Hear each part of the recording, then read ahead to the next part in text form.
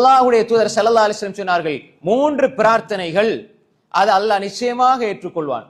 ஒன்று தாவத்துல் முசாஃபிர், பிரயாணியுடைய துஆவை அல்லாஹ் ஏற்றுக்கொள்வான். இது சஹீஹான ஹதீஸ். எல்லாமே நீங்க பிரயாணம் செய்றீங்கண்டா அந்த நேரத்தில் நீங்க துஆ கேட்டால் அது ஏற்றுக்கொள்ளப்படும்.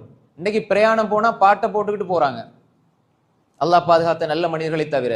அது பாட்டு போட்டுட்டு தேவையில்லாத பேச்சுக்களை பேசிட்டு அந்த நேரத்தில் அவங்களோட துஆ ஏற்றுக்கொள்ளப்படும் என்பதை நாங்க நினைச்சா எவ்வளவு துஆ கேட்போம். நாங்க கார்ல போனாலும் சரி, வாகனத்துல போனாலும் சரி, பஸ்ல போனாலும் சரி, வேன்ல போனாலும் சரி, பிரயாணம் போனால் பிரயாணியுடைய துஆ ஏற்றுக்கொள்ளப்படும்.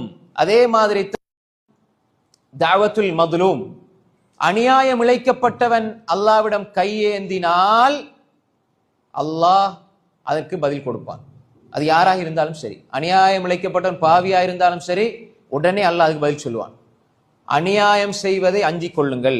அல்லாஹ்வுடைய தூதர் சொன்னாங்க, இத்தகி தஅவத்துல் மதுலூம், அநியாயம் செய்யப்பட்டவனுடைய பிரார்த்தனையை நீங்கள் அஞ்சிக் கொள்ளுங்கள். அது யாராயிருந்தாலும் சரி, அவன் கையேந்தினால் அல்லாஹ் உடனே கொடுப்பான். நீங்க யாரின் மூலமாக அநீதி இழைக்கப்பட்டு மன்னிச்சீங்கன்னா அது சிறந்தது. அதுக்கு கூலி அல்லாஹ்விடத்துல அதுக்கு இல்லையே இல்லை, அளவு கடந்த கூலி கிடைக்கும்.